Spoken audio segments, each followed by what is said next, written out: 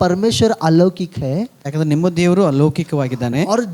और परमेश्वर के काम सारे चीजों को आप ग्रहण नहीं कर सकते, आप समझ नहीं सकते कुछ बार. ಮತ್ತು ದೇವರ ಬಹಳಷ್ಟು ಕಾರ್ಯಗಳು ಸಂಗತಿಗಳು ನೀವು ಎಲ್ಲೊಂದು ತಿದ್ಕೊಳ್ಳಿಕ್ಕೆ ನಿಮ್ಮಿಂದ ಆಗೋದಿಲ್ಲ. इसलिए वो परमेश्वर है, ಅದಕ್ಕೋಸ್ಕರ ಆತನ ದೇವರಾಗಿದ್ದಾನೆ. इसलिए हम मनुष्य है. ಅದಕ್ಕೋಸ್ಕರ ನಾವು ಮನುಷ್ಯರಾಗಿದ್ದೇವೆ. हालेलुया. हालेलुया. हम परमेश्वर को अपने दिमाग में अपने खोपड़ी में बिठा नहीं सकते. ಮತ್ತೆ ನಾವು ದೇವರು ನಮ್ಮ ಬುದ್ಧಿಯಲ್ಲಿ ನಮ್ಮ ತಲೆಯಲ್ಲಿ ನಾವು ಕೂರಿಸ್ಲಿಕ್ಕೆ ಆಗೋದಿಲ್ಲ. खुद परमेश्वर कहता है आकाश उसका सिंहासन है, पृथ्वी उसका चौकी है, चरणों की चौकी है. ಸ್ವತಃ ದೇವರು ಹೇಳ್ತಾನೆ ಆಕಾಶವು ಆತನ ಸಿಂಹಾಸನ, ಭೂಮಿ ಆತನ ಪಾದಪೀಠ ಎಂಬುದಾಗಿ. उतने महान और बड़े परमेश्वर को कौन सा घर तुम बांधोगे, कौन सी जगह, कौन सा मंदिर तुम बांधोगे. ಅಷ್ಟು ದೊಡ್ಡ ದೇವರಿಗೆ ಆತನ ಎಂತ ಒಂದು ಮನೆ ಕಟ್ಟಿಕೊಳ್ಳಿಕ್ಕೆ, ಎಂತ ಒಂದು ಮಂದಿರ ಆತನ ನೀವು ಕಟ್ಟಿಕೊಳ್ಳಿಕ್ಕೆ ಆಗ್ತದೆ. लेकिन उस महान परमेश्वर ने हमको चुना है. ಆದ್ರೆ ಆ ಮಹಿಮೆಯುಳ್ಳ ದೇವರು ನಮ್ಮನ್ನು ಆರಿಸಿಕೊಂಡಿದ್ದಾನೆ. आपके देह को चुना है, ನಿಮ್ಮ ದೇಹವನ್ನು ಆರಿಸಿಕೊಂಡಿದ್ದಾನೆ, आपके आत्मा को चुना है, ನಿಮ್ಮ ಆತ್ಮವನ್ನು ಆರಿಸಿಕೊಂಡಿದ್ದಾನೆ. आपके अंदर निवास करने, ಆತ ನಿಮ್ಮ ಒಳಗಡೆ ನಿವಾಸ ಮಾಡಲಿಕ್ಕೆ, आपके अंदर रहने के लिए, ನಿಮ್ಮ ಒಳಗಡೆ ವಾಸಿಸಲಿಕ್ಕೆ, ताकि आपको वो अपने आप को प्रकट करे. ಯಾಕಂದ್ರೆ ಆ ತನ್ನಂತ ನಿಮಗೆ ಅದನ್ನು ಪ್ರಕಟಿಸಿಕೊಳ್ಳುವಂತೆ. Hallelujah, hallelujah, hallelujah, hallelujah. परमेश्वर चाहता है गुप्त चीजों को आपके जीवन में आपको प्रकट करना है. ಮತ್ತು ದೇವರು ಬಯಸ್ತಾನೆ ಗುಪ್ತವಾದ ಸಂಗತಿಗಳು ನಿಮ್ಮ ಜೀವಿತದಲ್ಲಿ ಪ್ರಕಟಿಸಬೇಕು. परमेश्वर चाहता है कि आप आत्मिक चीजों को समझो, इसके लिए आपके अंदर पवित्र आत्मा को रखा है. ಮತ್ತು ದೇವರು ಬಯಸುತ್ತಾ ನೀವು ಆತ್ಮಿಕ ಸಂಗತಿ ತಿದ್ದುಕೊಳ್ಳಲಿಕ್ಕೆ ನಿಮ್ಮಲ್ಲಿ ದೇವರು ತನ್ನ ಪವಿತ್ರಾತ್ಮನ ಇಟ್ಟಿದ್ದಾನೆ. Hallelujah, hallelujah, hallelujah, hallelujah. तो परमेश्वर ने हमारे आंखों को खोला ताकि हम उसको देख पाए. ಮತ್ತು ದೇವರು ನಮ್ಮ ಕಣ್ಣುಗಳು ತೆರೆದ ಮಾಡಿದ, ಯಾಕಂದ್ರೆ ನಾವು ಅದನ್ನು ನೋಡುವಂತೆ. हमारे मन को खोला ताकि उसके वचन को हम ग्रहण कर ನಮ್ಮ पाए. ಮನಸ್ಸನ್ನು ಅದನ್ನು ತೆರೆದಾನೆ, ಯಾಕಂದ್ರೆ ನಾವು ದೇವರ ವಚನ ಗ್ರಹಿಸಿಕೊಳ್ಳುವಂತೆ. Hallelujah, hallelujah. आप हो मेरे साथ. ಎಲ್ಲರೂ ನನ್ನ ಜೊತೆ ಇದ್ದೀರಾ? तो हम यहाँ देखते हैं यीशु मसीह 15 वचन में, ನಾವು 13 वचन में 13ನೇ ವಚನ ನೋಡ್ತೇವೆ. यीशु मसीह वहाँ अकेला समय बिता था प्रार्थना में. ಅಲ್ಲಿ ಯೇಸು ಸ್ವಾಮಿಯು ಆತನು ಒಬ್ಬಂಟಿಗನಾಗಿ ಪ್ರಾರ್ಥನೆಯಲ್ಲಿ ಸಮಯ ಕಳೆದಿದ್ದನು.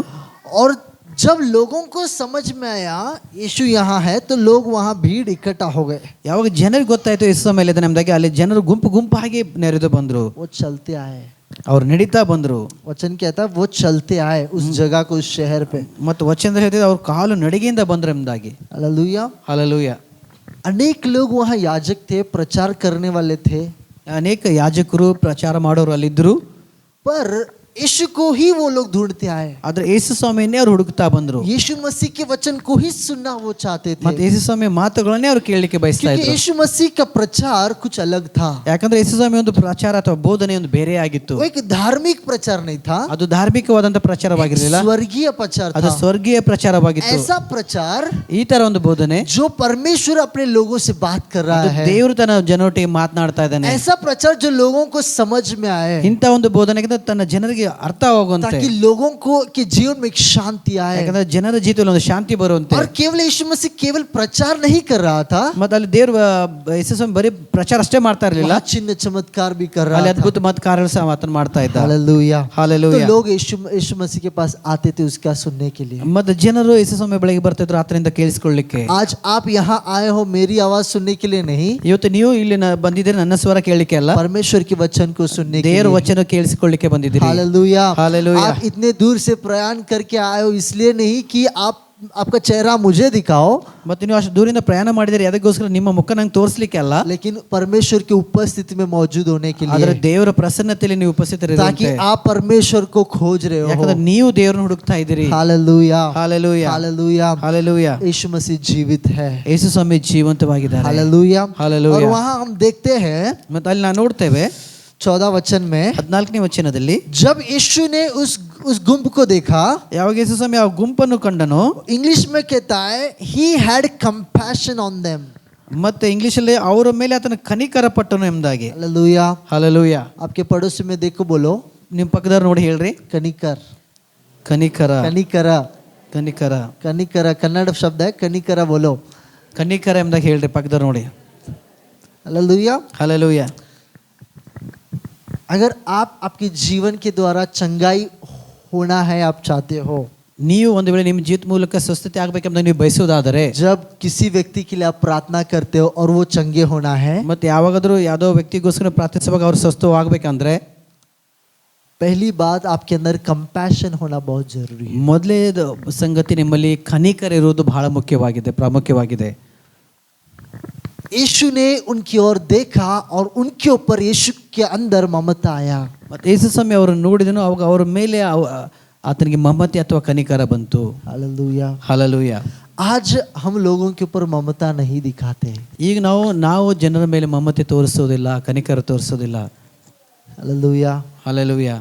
पर यीशु ऐसा व्यक्ति है जो लोगों पर ममता दिखाता है। ಆದ್ರೆ ಯೇಸು ಸ್ವಾಮಿ ಇಂಥ ವ್ಯಕ್ತಿಯಾಗಿದ್ದಾನೆ, ಆತನು ಜನರ ಮೇಲೆ ಕನಿಕರ ತೋರಿಸ್ತಾನೆ. ममता दिखाना मनुष्य का स्वभाव नहीं है, ಮತ್ತೆ ಕನಿಕರ ತೋರಿಸೋದು ಮನುಷ್ಯನ ಸ್ವಭಾವ ಅಲ್ಲ, ये एक आत्मिक स्वभाव है। ಅದು ಆತ್ಮಿಕ ಸ್ವಭಾವವಾಗಿದೆ. हालेलुया। हालेलुया। एक स्वर्गीय स्वभाव है। ಇದು ಸ್ವರ್ಗೀಯ ಒಂದು ಸ್ವಭಾವವಾಗಿದೆ. हालेलुया। हालेलुया। अगर आज आपके अंदर ममता है, ಒಂದು ವೇಳೆ ಇವತ್ತು ನಿಮ್ಮಲ್ಲಿ ಕನಿಕರ ಇರುವುದಾದರೆ आप यीशु मसीह के दिल को आप जोड़ सकते हो अपने आप को, ಇವಾಗ ನೀವು ಯೇಸು ಸ್ವಾಮಿ ಹೃದಯೊಟ್ಟಿಗೆ ನಿಮ್ಮ ಹೃದಯ ಕೂಡಿಸಬಹುದು.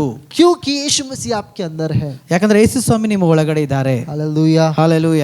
आप मेरे साथ? ನೀವು ನನ್ನ ಜೊತೆ ಇದ್ದೀರಿ. पवित्र आत्मा आपके अंदर है, पवित्र आत्मा के वरदान आपके अंदर है, पवित्र आत्मा के फल भी आपके अंदर है। ಪವಿತ್ರಾತ್ಮ ನಿಮ್ಮ ಒಳಗಡೆ ಇದ್ದಾನೆ, ಪವಿತ್ರಾತ್ಮ ವರಗಳು ನಿಮ್ಮಲ್ಲಿದೆ, ಪವಿತ್ರಾತ್ಮ ಫಲಗಳು ಸಹ ನಿಮ್ಮ ಒಳಗಡೆ ಇದ್ದಾವೆ. आमेन। ಆಮೆನ್. हालेलुया। ಹಾಲೆಲೂಯ. जो चीज पर आपको ममता नहीं है उसके ऊपर आप वहाँ होली स्पिरिट काम नहीं करेगा। ಮತ್ತೆ ಯಾವ ಸಂಗತಿಗಳ ಮೇಲೆ ನಿಮಗೆ ಕನಿಕರ ಇರುವುದಿಲ್ಲೋ ಅಲ್ಲಿ ಪವಿತ್ರಾತ್ಮನ ಕಾರ್ಯ ಮಾಡುವುದಿಲ್ಲ. होली स्पिरिट का वो गिफ्ट है जो आपके अंदर है। ಮತ್ತೆ ಪವಿತ್ರಾತ್ಮನ ಗಿಫ್ಟ್ ಅದು ನಿಮ್ಮ ಒಳಗಡೆ ಇದೆ. हालेलुया। जब तक आप इस शारीरिक मनोस्थिति से, अपने भावनाओं से आप पवित्र आत्मा को अनुमति नहीं दोगे, ಎಲ್ಲಿವರೆಗೂ ನೀವು ನಿಮ್ಮ ಶಾರೀರಿಕ ಭಾವನೆಗಳಿಂದ ಹೊರಗಡೆ ಬಂದು ಪವಿತ್ರಾತ್ಮ ಅನುಮತಿಸುವುದಿಲ್ವೋ, तो पवित्र आत्मा अपने हीलिंग गिफ्ट को वहाँ नहीं रिलीज ಅಲ್ಲಿ करेगा। ಪವಿತ್ರಾತ್ಮ ನಿಮ್ಮಲ್ಲಿರುವಂತಹ ಪವಿತ್ರಾತ್ಮನ ಸ್ವಸ್ಥತೆಯ ವರನ್ನು ಆತನಲ್ಲಿ ಸ್ಟಾರ್ಟ್ ಮಾಡೋದಿಲ್ಲ, आप समझ रहे हो? ಬಿಡುಗಡೆ ಮಾಡೋದಿಲ್ಲ. हालेलुया। ಹಲ್ಲೆಲೂಯ. आप प्रेयर कर रहे हो नाम के लिए, ನೀವು ಪ್ರಾರ್ಥನೆ ಮಾಡ್ತಾ ಇದ್ರೆ ಹೆಸರಿಗೋಸ್ಕರ. अब समझ में आ रहा है ना? ನಿಮ್ಗೆ ಅರ್ಥ ಆಗ್ತಾ ಇದ್ರಲ್ರಿ? यीशु कहता है यीशु कुछ समय कहता वो है। लोग केवल अपने जुबान से प्रार्थना करते लेकिन उनका दिल कहीं और है। ಮತ್ತೆ ಯೇಸು ಸ್ವಾಮಿ ಹತ್ರ ಅವರು ಬರೀ ಬಾಯಿಂದ ಪ್ರಾರ್ಥನೆ ಮಾಡ್ತಾರೆ, ಆದ್ರೆ ಅವ್ರ ಹೃದಯ ಎಲ್ಲೂ ಬೇರೆ ಕಡೆ ಇದೆ. लेकिन आज जब भी आप एक व्यक्ति के लिए प्रार्थना करते हो, ಆದ್ರೆ ಇವತ್ತು ನೀವು ಯಾವ ವ್ಯಕ್ತಿಗೋಸ್ಕರ ಪ್ರಾರ್ಥನೆ ಮಾಡ್ತಿರೋ, थोड़े लोग जब कोई प्रार्थना के लिए पूछता है तो वो छुप कर भागते हैं। ಮತ್ತೆ ಯಾರಾದರೂ ಪ್ರಾರ್ಥನೆ ಮಾಡ್ಲಿಕ್ಕೆ ಕೇಳೋದಾದ್ರೆ ಅವರು ಅಲ್ಲಿಂದ ಓಡಿ ಹೋಗ್ತಾರೆ. कुछ लोग आत्मिक लोगों को मिलना नहीं चाहते, ಮತ್ತು ಕೆಲವು ಜನರು ಆತ್ಮಿಕ ಜನರನ್ನು ಭೇಟಿ ಆಗ್ಲಿಕ್ಕೆ ಅವ್ರಿಗೆ ಬಯಸೋದಿಲ್ಲ, फेलोशिप नहीं होना चाहते, ಅನ್ಯೋನ್ಯತೆಯಲ್ಲಿ ಬರ್ಲಿಕ್ಕೆ ಬಯಸೋದಿಲ್ಲ, फेलोशिप के बाहर जीना चाहते हैं, ಆ ಅನ್ಯೋನ್ಯತೆಯನ್ನು ಹೊರಗಡೆ ಜೀವಿಸ್ಲಿಕ್ಕೆ ಬಯಸ್ತಾರೆ. आत्मिक लोगों का सहवास उनको नको, ಮತ್ತು ಆತ್ಮಿಕ ಜನ ಸಹವಾಸ ಅವ್ರಿಗೆ ಇಷ್ಟ ಇಲ್ಲ. किसी को सुसमाचार बांटना है, शेयर करना है, वो उनके दिल में नहीं है। ಮತ್ತೆ ಯಾರಿಗಾದ್ರೂ ಸುವಾರ್ತೆ ಸಾರಬೇಕು, ಅವ್ರ ಜೊತೆಗೆ ಹಂಚ್ಕೊಳ್ಬೇಕಂದ್ರೆ ಆ ಒಂದು ವಿಷಯಗಳು ಅವ್ರ ಹೃದಯದಲ್ಲಿ ಇಲ್ಲ. परमेश्वर ने इस दुनिया से इतना प्रेम किया, ದೇವರಿ ಲೋಕನ ಎಷ್ಟೋ ಪ್ರೀತಿ ಮಾಡಿದನು, अपने इकलौते बेटे को दे दिया। ತನ್ನ ಒಬ್ಬನೇ ಮಗನನ್ನು ಕೊಟ್ಟನು. परमेश्वर हर जन से प्रेम करता है, ದೇವರು ಪ್ರತಿಯೊಬ್ಬ ಮನುಷ್ಯರನ್ನು ಪ್ರೀತಿಸ್ತಾನೆ, हर एक जन से। ಪ್ರತಿಯೊಬ್ಬ ವ್ಯಕ್ತಿನ ಆತನು ಪ್ರೀತಿಸ್ತಾನೆ. हम कौन होते हैं तुलने वाले कि कौन परमेश्वर के दृष्टि में सही है और गलत है? ಮತ್ತೆ ನಾವು ಯಾರಾಗ್ತೇವೆ, ನಾವು ಅದನ್ನ ಅಲ್ಲಿ ವ್ಯತ್ಯಾಸ ಮಾಡಿ ನೋಡೋರು ಯಾರು ಸರಿ ಅದಾರೋ ಯಾರು ಸರಿ ಇಲ್ಲ ಎಂಬುದಾಗಿ. जो लोगों को इस संसार से बाहर फेंका गया था, जो कुष्ठ रोगियों को, ಮತ್ತು ಈ ಲೋಕದ ಯಾವ ಜನರನ್ನು ಕುಷ್ಠ ರೋಗಿಗಳನ್ನು ಜನರ ಇದರಿಂದ ಹೊರಗಡೆ ತಳ್ಳಲ್ಪಟ್ಟಿತ್ತು, उन लोगों को यीशु मसीह ने छुआ। ಯೇಸು ಸ್ವಾಮಿ ಅಂತ ಜನರು ಹೋಗಿ ಸ್ಪರ್ಶ ಮಾಡಿದ, हालेलुया। ಮುಟ್ಟಿದನು, उनको चंगा किया। ಅವ್ರ ಸ್ವಸ್ಥತೆ ಪಡಿಸಿದನು. जो दुनिया की दृष्टि में नकारे गए हैं, ಮತ್ತೆ ಈ ಲೋಕದ ದೃಷ್ಟಿಯಲ್ಲಿ ಯಾರು ತಳ್ಳಲ್ಪಟ್ಟಿದ್ದಾರೋ, जो ತಿರಸ್ಕರಿಸಲ್ಪಟ್ಟಿದ್ದಾರೋ, तिरस्कार किए गए हैं, ಯಾರು ತಿರಸ್ಕರಿಸಲ್ಪಟ್ಟಿದ್ದಾರೋ, जिसका अपमान किया गया है, जो जिसी के लायक नहीं है, ಮತ್ತೆ ಯಾರಿಗೆ ಅಪಮಾನ ಪಡಿಸಿದ್ರು, ಯಾರು ಅದಕ್ಕೆ ಯೋಗ್ಯರಿಲ್ವೋ, यीशु उनकी ओर अपना मन लगाता ಮತ್ತೆ है, ಯೇಸು ಸ್ವಾಮಿ ಅಂತವರ ಮೇಲೆ ತನ್ನ ಮನಸ್ಸಿಡ್ತಾನೆ, उनकी ओर ममता रखता है। ಅಂತವರ ಮೇಲೆ ಆತನ ಕನಿಕರ ತೋರಿಸ್ತಾನೆ. हालेलुया। ಹಾಲೆಲೂಯ. यीशु मसीह पापियों को ढूंढ कर आया। ಯೇಸು ಸ್ವಾಮಿ ಪಾಪಿಗಳನ್ನು ಹುಡುಕಿ ರಕ್ಷಿಸಲಿಕ್ಕೆ अगर ಬಂದನು. कोई आपके लिए पास प्रार्थना के लिए आता है, ಇವತ್ತು ಒಂದು ವೇಳೆ ಯಾರಾದ್ರೂ ನಿಮ್ಮ ಹತ್ರ ಪ್ರಾರ್ಥನೆ ಮಾಡ್ಲಿಕ್ಕೆ ಮಾಡಿಸ್ಕೊಳ್ಳಿಕ್ಕೆ आप ये ಬರೋದಾದ್ರೆ, मत कहो कि ये व्यक्ति ने इस तरह का पाप किया, ये व्यक्ति वैसा है। ಮತ್ತೆ ಆ ವ್ಯಕ್ತಿ ನೋಡಿ ಈ ವ್ಯಕ್ತಿ ಇಂಥ ಪಾಪ ಮಾಡ, ಈ ವ್ಯಕ್ತಿ ಇಂಥ ಇನ್ನದನ್ನ ಎಂಬ जब ಹೇಳ್ಬೇಡಿ. आप ऐसे सोचेंगे आपके अंदर की ममता नहीं जाग रही है। ಒಂದ್ ವೇಳೆ ನೀವು ಈ ತರ ವಿಚಾರ ಮಾಡಿದ್ರೆ ನಿಮ್ಮಲ್ಲಿಂತ ಒಂದು ಕನಿಕರ ಅದು ಜಾಗೃತಿ ಆಗ್ತಾ ಇಲ್ಲ, ಇದಾಗ್ತಾ ಇಲ್ಲ. आप समझ रहे हो? ನಿಮ್ಗೆ ಅರ್ಥ ಆಗ್ತಾ ಇದ್ರಿ? मैं आपको ये कहना चाह रहा हूँ, ನಾನು ನಿಮಗೆ ಇದನ್ನ ಹೇಳಿಕ್ ಬಯಸ್ತಾ ಇದ್ದೇನೆ. यीशु मसीह जब लोगों को देखा, ಯಾವಾಗ ಯೇಸು ಸ್ವಾಮಿ ಜನರನ್ನು ನೋಡಿದನೋ, यीशु मसीह अकेले में समय बिताना चाहता था, ಯೇಸು ಸ್ವಾಮಿ ಒಬ್ಬಂಟಿಗನಾಗಿ ಸಮಯ ಕಳೀಲಿಕ್ಕೆ ಬಯಸ್ತಾ ಇದ್ದನು. लेकिन लोग फिर भी आए. ಆದರೂ ಜನರಲ್ಲಿ ಬಂದರು. यीशु मसीह ममता से भर गया. ಜನರು ಯೇಸು ಸ್ವಾಮಿ ಕನಿಕರಿಂದ ತುಂಬಲ್ಪಟ್ಟನು. हालेलुया. ಹಾಲೆಲೂಯಾ. आज आत्मिक लोगों के जीवन में के हृदय में ममता होना बहुत जरूरी है. ಇವತ್ತು ಆತ್ಮಿಕ ಜನರ ಜೀವಿತದಲ್ಲಿ ಕನಿಕರ ಇರುವುದು, ಮಮತೆ ಇರುವುದು ಬಹಳ ಪ್ರಾಮುಖ್ಯವಾಗಿದೆ. आपका शत्रु हो या आपके मित्र हो या कोई भी हो, ನಿಮ್ಮ ಶತ್ರುಗಳಾಗಿರಲಿ, ನಿಮ್ಮ ಮಿತ್ರರಾಗಿರಲಿ, ಯಾರೇ ಆಗಿರಲಿ, अगर आप चाहते हो परमेश्वर वहां काम करे, ನೀವು ಬಯಸೋದಾದ್ರೆ ದೇವರಲ್ಲಿ ಕಾರ್ಯ ಮಾಡಬೇಕೆಂಬುದಾಗಿ वो ममता के अंदर से आना है. ಅದು ಕನಿಕರದ ಒಳಗಡೆಯಿಂದಲೇ ಬರಬೇಕು. क्योंकि ममता एक पवित्र आत्मा का, परमेश्वर का दिया हुआ स्वभाव है. ಯಾಕಂದ್ರೆ ಕನಿಕರ ಅನ್ನೋದು ದೇವರಿಂದ ಬರುವಂತ ಒಂದು ಸ್ವಭಾವವಾಗಿದೆ. जो आप पवित्र आत्मा को मार्ग देते हो आपके द्वारा फ्लो होने के लिए.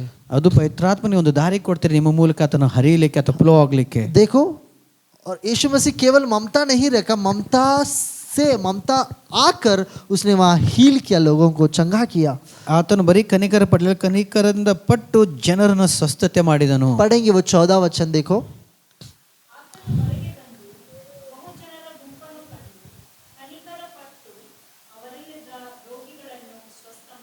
हालेलुया. ಹಲ್ಲೆಲೂಯಾ. जब आप किसी रोगी को देखते हो, ಯಾವಾಗ ಒಬ್ಬ ರೋಗಿಗಳನ್ನು ನೀವು ನೋಡುವಾಗ आप मत सोचो कि मेरे अंदर गिफ्ट है, मैं रिलीज करूंगा, हील करूंगा. ನೀವು ಅನ್ಕೋಬೇಡ್ರಿ ನಲ್ಲಿ ವರವಿದೆ, ನಾನು ಅದನ್ನು ರಿಲೀಸ್ ಮಾಡ್ತೇನೆ, ಗುಣಪಡಿಸ್ತೇನೆ ಎಂಬುದಾಗಿ. वो सब है, ಅದೆಲ್ಲ ಇದೆ.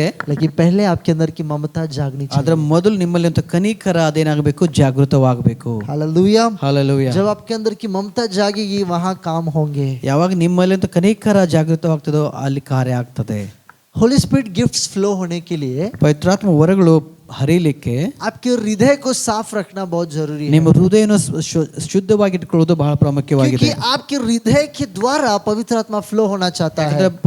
ನಿಮ್ಮ ಹೃದಯದ ಮೂಲಕವೇ ಪವಿತ್ರಾತ್ಮ ಫ್ಲೋ ಆಗ್ಲಿಕ್ಕೆ, ಹರಿಲಿಕ್ಕೆ किसी भी ಬಯಸ್ತಾನೆ. गिफ्ट में आप फ्लो होना चाहते हो, ಯಾವುದೇ ವರದಲ್ಲಿ ಫ್ಲೋ ಆಗ್ಬೇಕು ಅಥವಾ ಹರಿಬೇಕೆಂಬುದಾಗಿ ಬಯಸುವುದಾದ್ರೆ आपके हृदय को आप जख्मी मत बनाओ. ನಿಮ್ಮ ಹೃದಯನ ಗಾಯಗೊಳಿಸಬೇಡ್ರಿ. वो उसको बिटरनेस में मत लेकर जाओ. ಅದ್ರಲ್ಲಿ ಕೈ ಭಾವನೆಯಲ್ಲಿ ಅದನ್ನ ನಡೆಸಬೇಡ್ರಿ. उसको गुस्से में मत लेकर ಅದ್ರ जाओ. ಕೋಪದಲ್ಲಿ ಅದನ್ನ ನಡೆಸಬೇಡ್ರಿ. उसको जेलेसी में मत लेके जाओ. ಅದು ಒಂದು ದ್ವೇಷದಲ್ಲಿ ನಡೆಸಬೇಡ್ರಿ. अगर इन सारे स्वभाव, अगर शारीरिक स्वभाव हमारे अंदर मौजूद है, ಈ ಎಲ್ಲ ಸ್ವಭಾವಗಳು, ಶಾರೀರಿಕ ಸ್ವಭಾವ ನಮ್ಮಲ್ಲಿ ಇರುವುದಾದರೆ वो पवित्र आत्मा के स्वभाव के खिलाफ हो जाते हैं. ಅವು ಪವಿತ್ರಾತ್ಮನ ಸ್ವಭಾವದ ವಿರುದ್ಧವಾಗಿರ್ತವೆ. और पवित्र आत्मा, आप मन में चाहते हो पवित्र आत्मा फ्लो हो, ನೀವು ಮನಸ್ಸಲ್ಲಿ ಬಯಸ್ತೀರಿ ಪವಿತ್ರಾತ್ಮ ಹರಿಬೇಕು, ಫ್ಲೋ ಆಗ್ಬೇಕೆಂಬುದಾಗಿ. लेकिन शारीरिक स्वभाव और ये सारे चीज वीकनेसेस उसको रोकते हैं. ಆದ್ರೆ ಈ ಶಾರೀರಿಕ ಸ್ವಭಾವ ಅಂತ ಈ ಎಲ್ಲ ಸ್ವಭಾವಗಳು ಬಲಹೀನವಾಗಿ ಅವುಗಳನ್ನ ಮಾಡ್ತಾವೆ, ಅವುಗಳ ಪವಿತ್ರಾತ್ಮನ ವರಗಳನ್ನು ಹರಿದಂತೆ ತಡಿತವೆ. इसलिए पौल कहता है, ಅದಕ್ಕೋಸ್ಕರ ಪೌಲ ಹೇಳ್ತಾನೆ, मैं अपने आप को उस क्रूस पर यीशु के साथ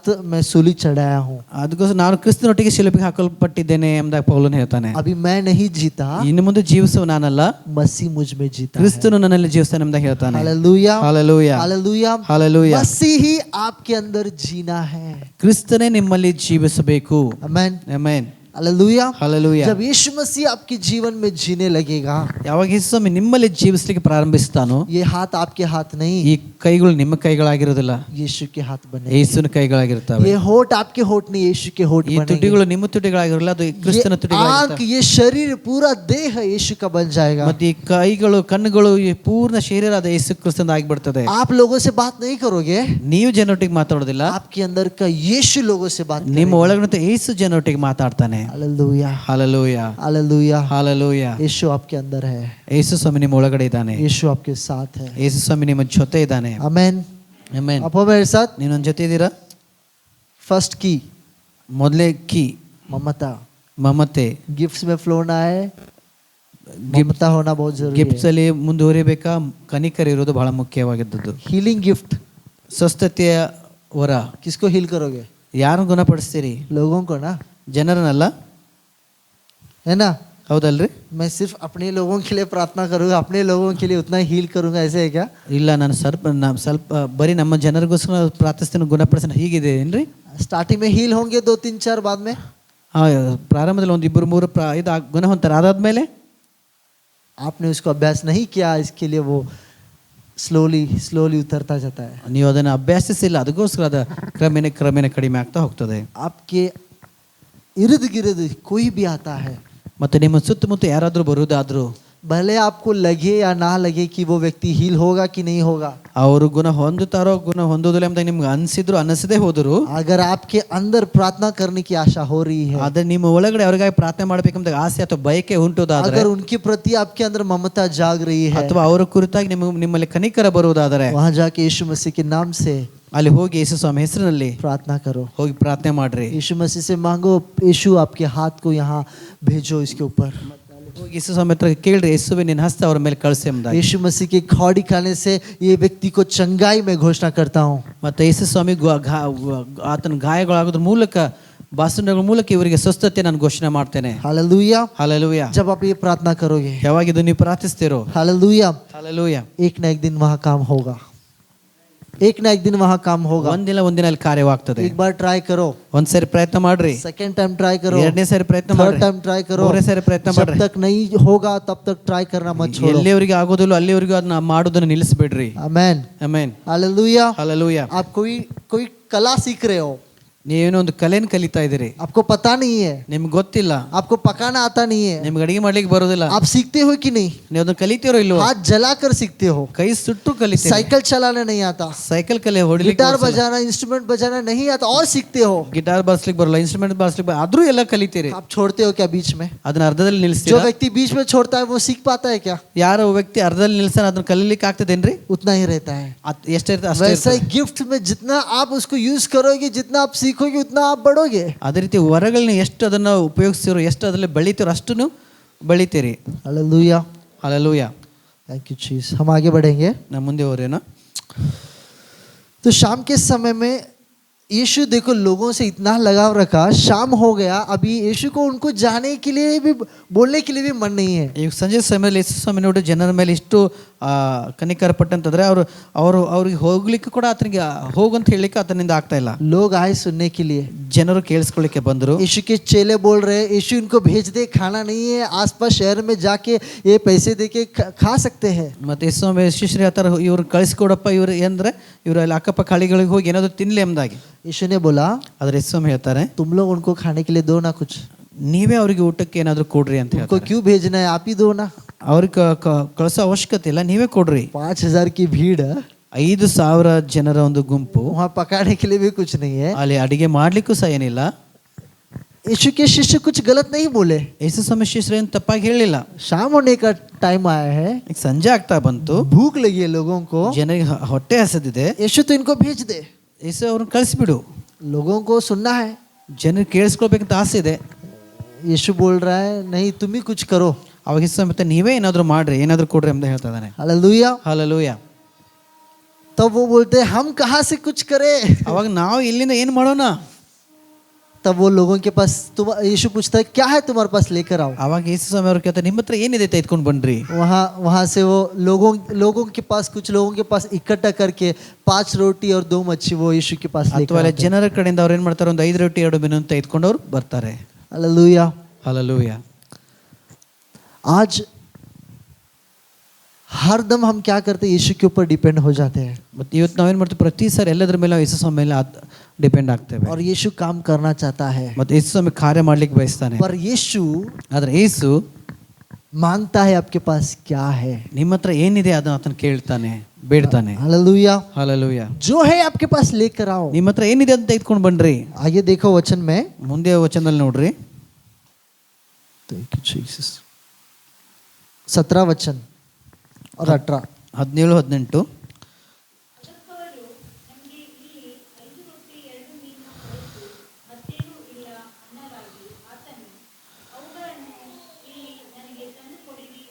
ಹದಿನಾರನೇ ವಚನ ನೋಡ್ರಿ.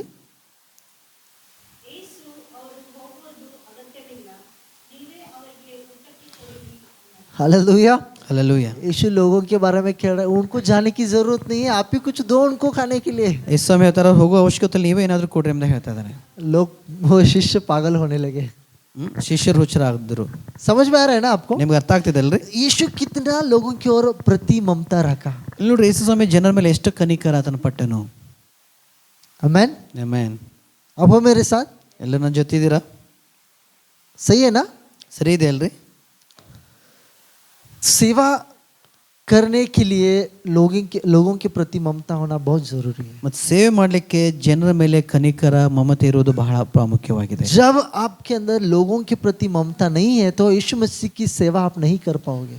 ಎಲ್ಲಿವರೆಗೂ ನೀವು ಜನರ ಮೇಲೆ ನಿಮಗೆ ಮಮತೆ ಕನಿಕರ ಇರುವುದಿಲ್ಲೋ ನೀವು ಯೇಸು ಸ್ವಾಮಿ ಸೇವೆ ನಿಮ್ಮಿಂದ ಮಾಡ್ಲಿಕ್ಕೆ ಆಗೋದಿಲ್ಲ. जब तक आप यीशु मसीह की नजरों से लोगों को नहीं देखने लगोगे, ಎಲ್ಲಿವರೆಗೂ ಜನರನ್ನು ಯೇಸು ಸ್ವಾಮಿ ದೃಷ್ಟಿಕೋನದಿಂದ ನೀವು ನೋಡ್ಲಿಕ್ಕೆ ಪ್ರಾರಂಭಿಸುವುದಿಲ್ಲವೋ आप सेवा नहीं कर पाओगे. ಅಲ್ಲಿವರೆಗೂ ಸೇವೆ ಮಾಡ್ಲಿಕ್ಕೆ ಆಗೋದಿಲ್ಲ. आप हार जाओगे. ನೀವು ಸೋತು ಹೋಗ್ತೀರಿ. यीशु गया, ಯೇಸು ಸ್ವಾಮಿ ಹೋದನು, एक अधिकारी के घर पे बैठा, ಒಬ್ಬ ಅಧಿಕಾರಿ ಮನೇಲಿ ಹೋಗಿ ಕೂತನು, अच्छा खाने के लिए.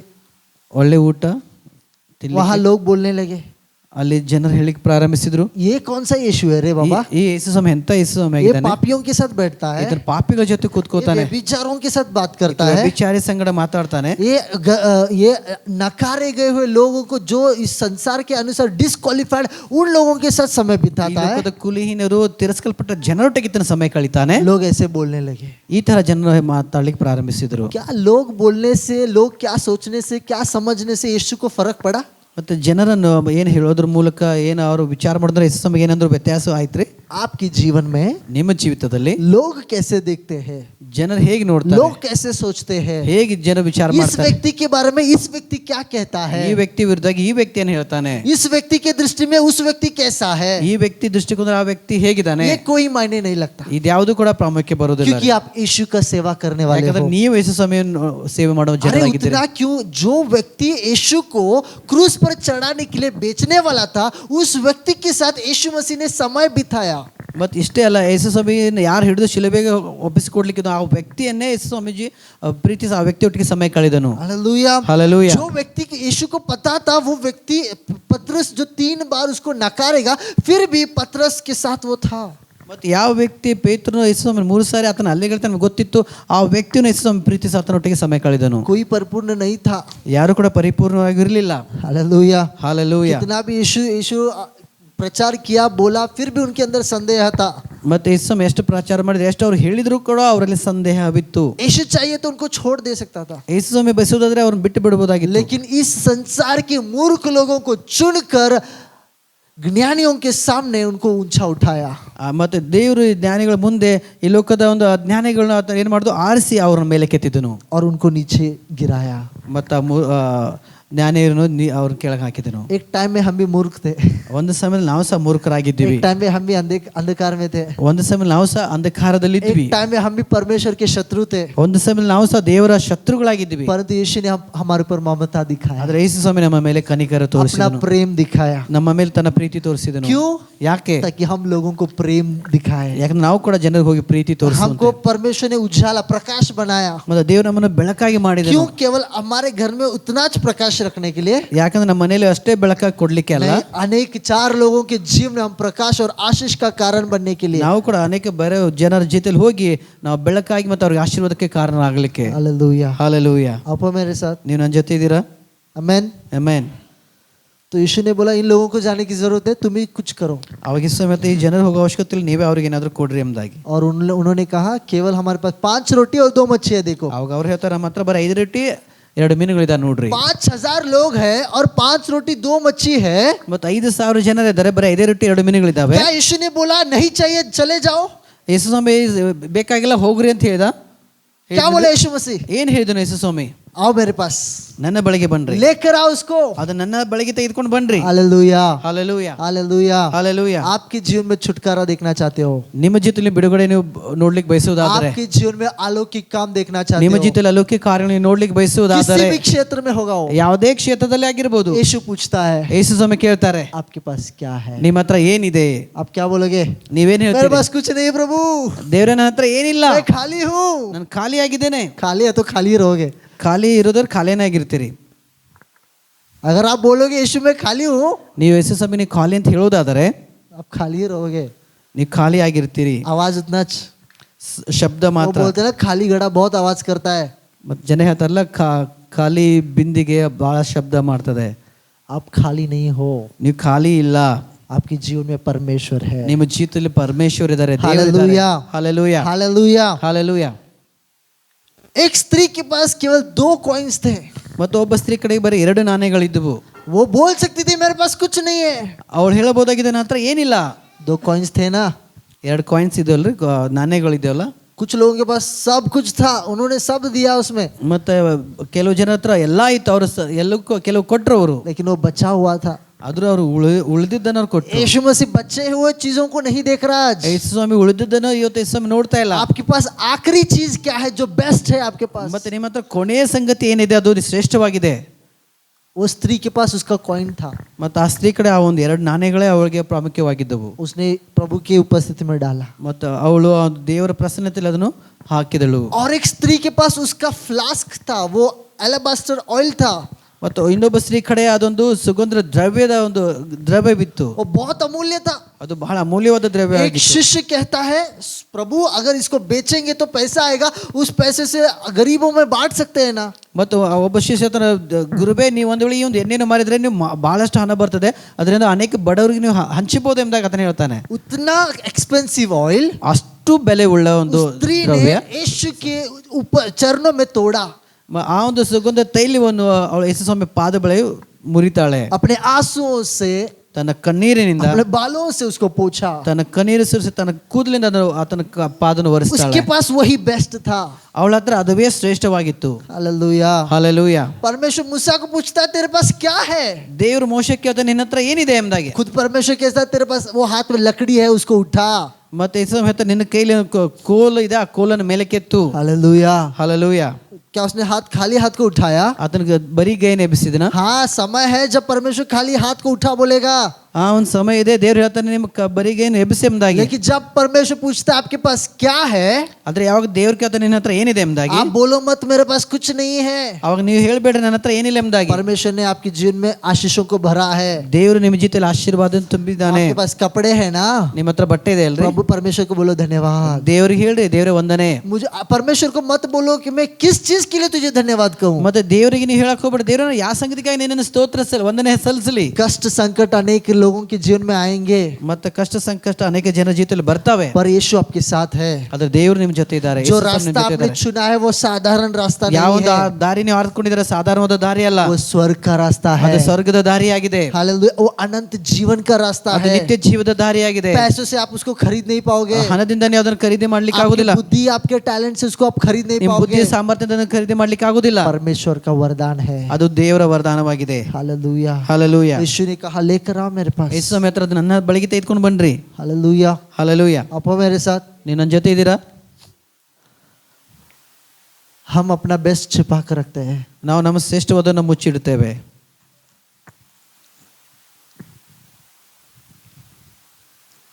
एक व्यक्ति को एक मालक ने 5 टैलेंट दिया था. ಒಬ್ಬ ಧನಿ ಒಬ್ಬ ತನ್ನ ಆಳಿಗೆ 4 ತಲಾಂತ ಕೊಟ್ಟ 5 ತಲಾಂತ ಕೊಟ್ಟಿದ್ದ. और एक को 3, एक को 2, एक को 1. ಒಬ್ಬನಿಗೆ 3, ಒಬ್ಬನಿಗೆ 2, ಒಬ್ಬನಿಗೆ 1. 5 जिसके पास था उसने उसको 10 किया. ಯಾರ ಹತ್ರ 5 ಇದ್ದು ಆತನು 10 ಮಾಡಿದನು. 4 था वो 8 किया, 3 था 6 किया, 2 था 4 किया.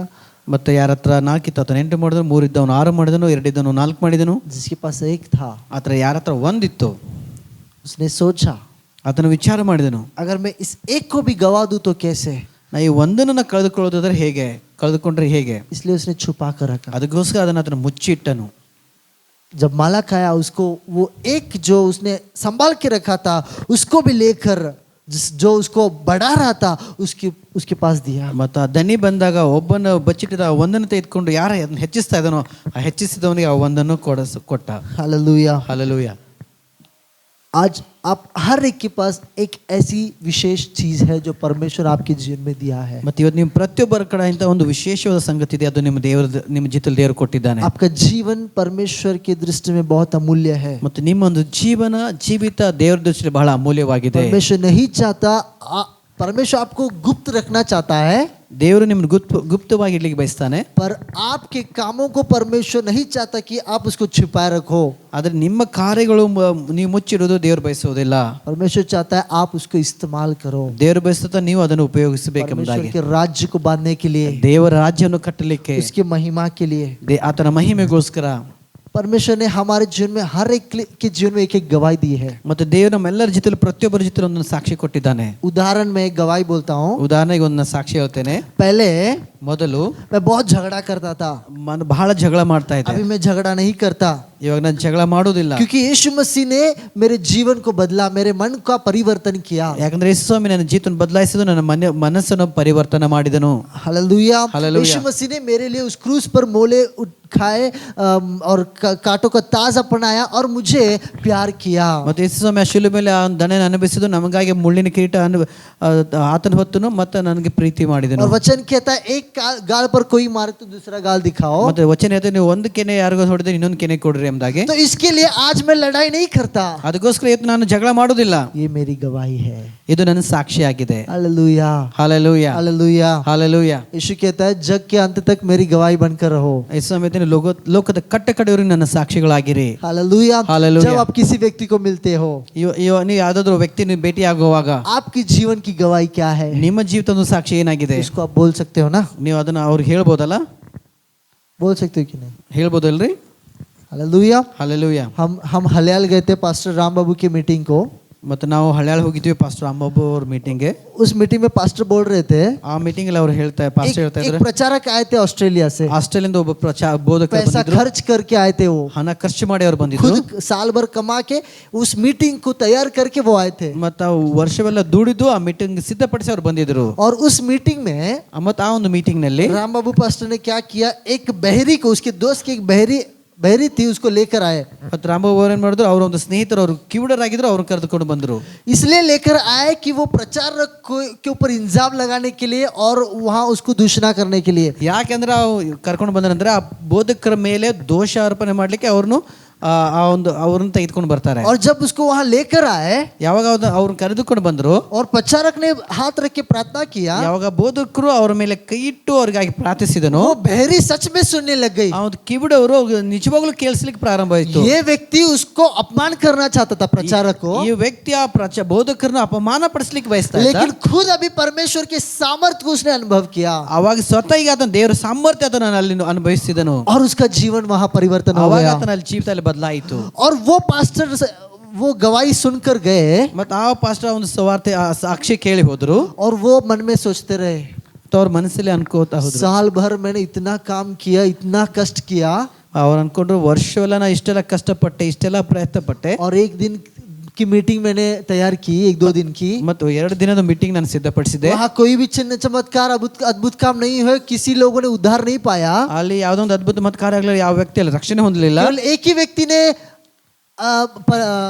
यीशु को ग्रहण किया. ಆದ್ರೆ ಒಬ್ಬ ವ್ಯಕ್ತಿ ಮಾತ್ರ ಯೇಸು ಸ್ವಾಮಿಯನ್ನು ಗ್ರಹಿಸಿಕೊಂಡ್ರು. लेकिन कुछ सालों के बाद, ಆದ್ರೆ ಕೆಲವು ವರ್ಷಗಳಾದ ಮೇಲೆ जब वो एक व्यक्ति ಆ ಒಬ್ಬ ವ್ಯಕ್ತಿ खड़ा होकर ನಿಂತುಕೊಂಡು हजारों लोगों को प्रचार करता है, ಸಾವಿರಾರು ಜನರಿಗೆ हजारों लोगों का, लाखों लोगों का जीवन परिवर्तन बनने का कारण बनता है. ಸಾವಿರಾರು ಲಕ್ಷ ಜನರ ಜೀವಿತ ಬದಲಾಗಲಿಕ್ಕೆ ಆತನ जब ಕಾರಣನಾಗ್ತಾನೆ. ये गवाही वो सुनता है बाद में, ಯಾವಾಗ ಈ ಒಂದು ಸಾಕ್ಷಿ ಆಮೇಲೆ ಆ ಬೋಧಕರು ಕೇಳ್ತಾರೋ, तब उसको लगता है ये मैंने जो किया वो व्यर्थ नहीं गया. ಆವಾಗ ಆತನಿಗೆ ಅನ್ಸುತ್ತೆ, ನಾನು ಏನು ಮಾಡಿದೆ, ಏನು ಪ್ರಯಾಸ ಪಟ್ಟೆ, ಅದು ವ್ಯರ್ಥವಾಗಿ ಹೋಗ್ಲಿಲ್ಲ. Hallelujah, hallelujah, hallelujah, hallelujah. परमेश्वर एक व्यक्ति को चाहता है. ದೇವರು ಒಬ್ಬ ವ್ಯಕ್ತಿಯನ್ನು क्या ಬಯಸ್ತಾನೆ. आप वो एक व्यक्ति बनना चाहते हो? ನೀವು ಆ ಒಬ್ಬ ವ್ಯಕ್ತಿ ಆಗ್ಲಿಕ್ಕೆ ಬಯಸ್ತೀರಾ? Hallelujah, hallelujah, hallelujah, hallelujah, hallelujah, hallelujah. जो अनेक लोगों के जीवन को बदलेगा. ಅವರು ಅನೇಕ ಜನರ ಜೀವಿತ ಬದಲಾಯಿಸುವಂತ ಜನರಾಗ್ಲಿಕ್ಕೆ. आमेन, ಆಮೆನ್, हालेलुया. ಹಾಲೆಲೂಯಾ. परमेश्वर आपके साथ है. ದೇವರು ನಿಮ್ ಜೊತೆ ಇದ್ದಾರೆ. भले आज आप एक गुंप में हो, ಇವತ್ತು ಬಹುಶಃ ಒಂದು ನೀವು ಗುಂಪಿನಲ್ಲಿ ಇರಬಹುದು. भले आज आप एक भीड़ में हो, लोग आपको नजरअंदाज करते रहेंगे, ಇವತ್ತು ಒಂದು ನೀವು ಒಂದು ಗುಂಪಿನಲ್ಲಿ ಇದ್ದೀರಿ, ಜನರು ನಿಮ್ಮನ್ನು ತಿರಸ್ಕರಿಸುತ್ತಿರಬಹುದು. लेकिन जैसे वो स्त्री ने विश्वास के साथ यीशु के वस्त्र को छुआ, ಯಾವ ರೀತಿ ಆ ಸ್ತ್ರೀ ನಂಬಿಕೆಯಿಂದ ಯೇಸು ಸ್ವಾಮಿ ಬಟ್ಟೆಯನ್ನು ಮುಟ್ಟಿದಳು, यीशु ने उसके ओर मोड़ कर देखा, ಯೇಸು ಸ್ವಾಮಿ ಅವಳ ಕಡೆಗೆ ತಿರುಗಿಕೊಂಡು ನೋಡಿದನು. उसको पूछा किसने मुझे छुआ? ಅವಳನ್ನು ಕೇಳ್ತಾನೆ, ಯಾರು ನನ್ನನ್ನು यीशु का ध्यान उसके ओर केंद्रित हुआ. ಮತ್ತೆ ಯೇಸು ಸ್ವಾಮಿ ಧ್ಯಾನ ಅವಳ ಕಡೆಗೆ ಕೇಂದ್ರೀಕರಿಸಿತು. मत सोचो लोग क्या कह रहे हैं, क्या चल रहा है. ನೀವು ಅನ್ಕೋಬೇಡ್ರಿ ಜನ ಏನು ವಿಚಾರ ಮಾಡ್ತಾರೆ, ಏನು ಕೇಳ್ತಾ विश्वास ಇದ್ದಾರೆ. के साथ यीशु की ओर देखो, ನಂಬಿಕೆಯಿಂದ ಯೇಸು ಸ್ವಾಮಿ ಕಡೆಗೆ विश्वास ನೋಡ್ರಿ. के साथ यीशु को छुओ. ನಂಬಿಕೆಯಿಂದ ಯೇಸು ಸ್ವಾಮಿನ ಸ್ಪರ್ಶ ಮಾಡಿ. ಮಾಡ್ರಿ. यीशु आपकी ओर मुड़ेगा. ಯೇಸು ಸ್ವಾಮಿ ನಿಮ್ಮ ಕಡೆಗೆ ತಿರುಗ್ತಾನೆ. Hallelujah, hallelujah, hallelujah, hallelujah. यीशु से आप प्राप्त करोगे. ನೀವು ಯೇಸು ಸ್ವಾಮಿಯಿಂದ ಹೊಂದ್ಕೊಳ್ತೀರಿ. Amen, amen. हालेलुया. ಹಾಲೆಲೂಯಾ. पीछे मत रखो जो आपके पास है. ನಿಮ್ಮ ಹತ್ರ ಏನಿದೆ ಅದು ಹಿಂದೆ ಮುಚ್ಚಿಟ್ಕೊಳ್ಬೇಡ್ರಿ. हालेलुया. ಹಾಲೆಲೂಯಾ. आप अगर आपके हाथों को आप यीशु के हाथों में नहीं दोगे तो यीशु कैसे उसको इस्तेमाल करेगा? ನಿಮ್ಮ ಕೈಗಳನ್ನು ಯೇಸು ಸ್ವಾಮಿ ಕೈಯಲ್ಲಿ ಕೊಡದೆ ಹೋಗಿದ್ರೆ ಹೇಗೆ ಯೇಸು ಸ್ವಾಮಿ ನಿಮ್ಮ ಕೈಗಳನ್ನು ಉಪಯೋಗಿಸಲಿಕ್ಕೆ अगर ಸಾಧ್ಯ? आपके मुंह को आप नहीं खोलोगे तो यीशु मसीह उसको कैसे भरेगा? ನಿಮ್ಮ ಬಾಯಿ ನೀವು ತೆರೆದೇ ಹೋದ್ರೆ ಯೇಸು ಸ್ವಾಮಿ ಹೇಗೆ ಅದನ್ನು ತುಂಬಲಿಕ್ಕೆ ಸಾಧ್ಯ? वचन कहता है तुम्हारे मुंह को खोलो मैं उसको भरूंगा. ದೇವರ ವಚನ ಹೇಳ್ತು ನಿಮ್ಮ ಬಾಯಿನ ತೆರೀರಿ ನಾ ಅದನ್ನು ತುಂಬಿಸು ನಿಮ್ದಾಗ ದೇವರ ವಾಕ್ಯ ಹೇಳ್ತದೆ. Hallelujah, hallelujah, hallelujah, hallelujah, hallelujah. Hallelujah. मैंने बहुत सुना है ऐसे लेकिन मैंने कभी नहीं किया. ನಾನು ಇತ್ರ ಬಾಕಿ ಅದನ್ನ ಆದ್ರೆ ಎಂದಿಗೂ ನಾನು ಮಾಡಿಲ್ಲ, मैं नहीं करूंगा. ನಾನು ಮಾಡೋದಿಲ್ಲ. मैं सुनूंगा सिर्फ जाऊंगा. ನಾ ಬರೀ ಕೇಳಿಸ್ಕೊತೀನಿ ಮತ್ತೆ ಹೋಗ್ತೇನೆ. ऐसे मनोस्थिति से हम बाहर आएंगे. ಇಂಥ ಮನಸ್ಥಿತಿಯಿಂದ ನಾವು ಹೊರಗಡೆ ಬರೋಣ. आप जीवित हो, ನೀವು ಜೀವವುಳ್ಳವರಾಗಿದ್ದೀರಿ, आप मुर्दे थे ನೀವು ಸತ್ತವರಾಗಿದ್ದೀರಿ. लेकिन यीशु मसीह ने आपको जिलाया. ಆದ್ರೆ ಯೇಸು ಸ್ವಾಮಿ ನಿಮ್ಮನ್ನು आप ಜೀವವಾಗಿಸಿದ್ದಾನೆ. नित्य जीवन के मार्ग में चलने वाले ನೀವು हो. ನಿತ್ಯ ಜೀವದ ಮಾರ್ಗದಲ್ಲಿ ನಡೆಯುವ ಜನರಾಗಿದ್ದೀರಿ. हालेलुया. ಹಾಲೆಲೂಯಾ. आपका जीवन साधारण नहीं है. ನಿಮ್ಮ ಜೀವಿತ ಸಾಧಾರಣವಾದದ್ದಲ್ಲ. तो यीशु मसीह ने उस गुंप के लोगों को बिठाया. ಮತ್ತೆ ಯೇಸು ಸ್ವಾಮಿ ಆ ಗುಂಪಾದ ಜನರನ್ನು ಕೂಡಿಸ್ತಾನೆ. एक अलग अलग भीड़ मतलब ग्रुप करके उनको बिठाया. ಆತನು ಬೇರೆ ಬೇರೆ ಪಂಕ್ತಿಯಲ್ಲಿ ಅವ್ರನ್ನ ಕುಣಿಸ್ತಾನೆ. और यीशु मसीह वहाँ एक काम किया. ಮತ್ತೆ ಯೇಸು ಮೇಲೆ ಒಂದು ಸಂಗತಿ ಮಾಡ್ತಾರೆ. उस रोटी को लिया. ಆ ರೊಟ್ಟಿನ ತೆಗೆದುಕೋತಾನೆ. यीशु मसीह ने नहीं कहा ये क्या सिर्फ 5 रोटी है 5000 लोग है. ಆತ ಯೇಸು ರೊಟ್ಟಿ ನೋಡಿದೆ ಬರೀ 5 ರೊಟ್ಟಿ ಇದೆ 5000 ಜನ ಇದ್ದಾರೆ ಈ ತರ ಆತನ 5000 लोग है 2 ही मच्छी. यीशु ने ऐसे नहीं कहा. 5000 ಜನ ಇದ್ರೆ ಬರೀ 2 ಮೀನಿದೆ ಈ ತರ ಯೇಸು ಸ್ವಾಮಿ ಅನ್ಲಿಲ್ಲ. यीशु ने उसको लिया. ಯೇಸು ಸ್ವಾಮಿ ಅದನ್ನ ತೆಗೆದುಕೊಂಡನು. इस चीज को याद रखो हमेशा. ಇದನ್ನೇ ಯಾವಾಗ್ಲೂ ನೆನ್ಪಿಟ್ಕೊಳ್ರಿ. उसने ऊपर देखा, ಆತನ ಮೇಲೆ ನೋಡಿದನು, पिता को धन्यवाद किया. ತಂದೆಯಾದ ದೇವರಿಗೆ ವಂದನೆ ಸಲ್ಲಿಸಿದ. हालेलुया. ಹಾಲೆಲೂಯಾ. जब आप परमेश्वर को धन्यवाद करते हो ಯಾವಾಗ ನೀವು ದೇವರಿಗೆ ಧನ್ಯವಾದ ಸಲ್ಲಿಸ್ತೀರೋ चीजें वहां मल्टीप्लाई होंगी. ಅಲ್ಲಿ ಸಂಗತಿಗಳು ಅಲ್ಲಿ ಹೆಚ್ಚಾಗ್ತವೆ, एक ಅಭಿವೃದ್ಧಿ का 2 ಹೊಂದ್ತವೆ. होगा, 2 का 4 होगा, 4 का 8 होगा. ಮತ್ತೆ 1 2 ಆಗ್ತದೆ, 2 4 ಆಗ್ತದೆ, 4 8 ಆಗ್ತದೆ. मल्टीप्लाई. ಅದು ಹೆಚ್ಚಾಗ್ತದೆ. हालेलुया. ಹಾಲೆಲೂಯಾ. 5 रोटी से 5000 होने के लिए कितने बार उसको तुलना है? 5 into कितना करना है? ಮತ್ತು 5 ರೊಟ್ಟಿ 5000 ಜನರಿಗೆ ಇದಾಗ್ಲಿಕ್ಕೆ ಎಷ್ಟು ಸಾರಿ ಅದನ್ನು ಗುಣಾಕಾರ ಮಾಡಬೇಕು? 5 से 500 को 5 into 500 करना तब 5000 बन जाता है. 5 ರಿಂದ 500 ನಾವು ಯಾವಾಗ ಗುಣಾಕಾರ ಮಾಡ್ತೇವೆ ಅವಾಗ ಅದು 5000 ಆಗ್ತದೆ. तो 5 रोटी को 500 बार उसको मल्टीप्लाई किया गॉड ने. 5 ರೊಟ್ಟಿನು 500 ಸಾರಿ ದೇವರು ಅದನ್ನು ಹೆಚ್ಚಿಸಿದನು. हालेलुया. हालेलुया. ताकि वो 5000 बन गया. ಯಾಕಂದ್ರೆ ಅದು 5000 ಆಗ್ಲಿಕ್ಕೆ. आप सोचो मत मेरे पास एक ही चीज है ನೀವು ಅನ್ಕೋಬೇಡ್ರಿ, ನನ್ನ ಹತ್ರ ಒಂದೇ ಸಂಗತಿ ಇದೆ, और जरूरत इतना है. ಅದ ಅವಶ್ಯಕತೆ ಬಹಳ ಇದೆ. उन आवश्यकताओं को परमेश्वर जैसे वो 5 रोटी 2 मच्छी से किया, वो एक ही चीजों से एक ही वस्तु से परमेश्वर वो जो भी कमी घटी है उसको पूरा करेगा. ಮತ್ತೆ 5000 ಜನರಿಗೆ ಇದು ಬರೀ 5 ರೊಟ್ಟಿಯಿಂದ ಹೇಗೆ ಅದನ್ನು ದೇವರು ಪೂರ್ಣಗೊಳಿಸಿದ ಹಾಗೆ ನಿಮ್ಮ ಪ್ರತಿಯೊಂದು ಅವಶ್ಯಕತೆಗಳನ್ನು ಆ ಒಂದು ಸಂಗತಿಯನ್ನು ದೇವರು ಪೂರ್ಣಗೊಳಿಸ್ತಾನೆ. Amen. Amen. Hallelujah. Hallelujah. Hallelujah. Hallelujah. आप मेरे साथ. ಎಲ್ಲರೂ ನನ್ನ ಜೊತೆ ಇದ್ದೀರಾ? यीशु आपसे प्रेम करता है. ಯೇಸು ನಿಮ್ಮನ್ನು ಪ್ರೀತಿಸ್ತಾನೆ. यीशु आपके खाली चीजों को भरना चाहता है. ಯೇಸು ಸ್ವಾಮಿ ನಿಮ್ಮ ಖಾಲಿ ಸಂಗತಿಗಳನ್ನು ತುಂಬಲಿಕ್ಕೆ ಬಯಸ್ತಾನೆ. और यीशु अभी कभी आपको खाली होने के लिए नहीं देगा. ಮತ್ತೆ ಯೇಸು ಸ್ವಾಮಿ ಇನ್ನು ಮುಂದೆ ಯಾವಾಗೂ ನಿಮ್ಮನ್ನು ಖಾಲಿ ಆಗ್ಲಿಕ್ಕೆ ಬಿಡುವುದಿಲ್ಲ. आप मेरे साथ. ಎಲ್ಲರೂ ನನ್ನ ಜೊತೆ ಇದ್ದೀರಾ? ये लड़के को उसके 5 रोटी और 2 मच्छी थी. लड़का ಒಬ್ಬ ಹುಡುಗನ ಕಡೆ 5 ರೊಟ್ಟಿ 2 ಮೀನುಗಳಿದ್ದವು. मूसा के पास उसका वो लकड़ी था. ಮತ್ತು ಮೋಶೆ ಕಡೆಗೆ ಆತನ ಕೋಲೆವಿತ್ತು. जब पतरस यीशु के पास आया उसका वो नेट और उसका वो काम था. ಮತ್ತೆ ಯಾವ ಪೇತ್ರನು ಯೇಸು ಸ್ವಾಮಿ ಬಳಿಗೆ ಬರ್ತಾನೆ ಅವಾಗ ಆತನ ಒಂದು ಕೆಲಸ, ಆತನ ಒಂದು ಬಲೆ ಮತ್ತು ಆತನ ದೋಣಿ ಇತ್ತು. अब्राहम के लिए उसका एकलौता बेटा था जो परमेश्वर ने उसको दिया था. ಮತ್ತು ಅಬ್ರಹಾಮನ ಕಡೆ ದೇವರು ಕೊಟ್ಟಂತ ಒಬ್ಬನೇ ಮಗನಿದ್ದನು. यीशु के लिए वो खुद उसका जीवन था जो उसने उस क्रूस पर हमारे लिए दिया. ಯೇಸು ಸ್ವಾಮಿಗೆ ಯೇಸು ಸ್ವಾಮಿ ಸ್ವತಃ ಆತನ ಜೀವಿತ ಇತ್ತು, ಅದು ಶಿಲುಬೆ ಮೇಲೆ ಆತ ನಮಗಾಗಿ ಕೊಟ್ಟನು. पुराने नियम में उस स्त्री के लिए वो उसका तेल था.